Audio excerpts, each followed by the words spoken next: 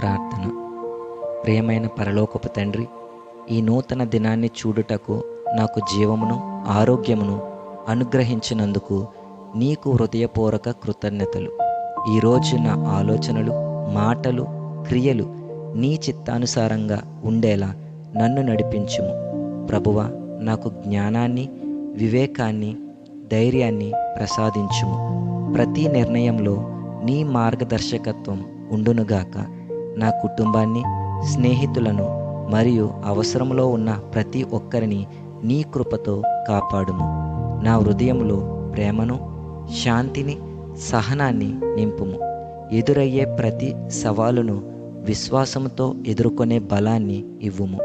నేను కలిసే ప్రతి వ్యక్తికి ఆశీర్వాదకరమైన సాక్షిగా ఉండేలా నన్ను ఉపయోగించుము.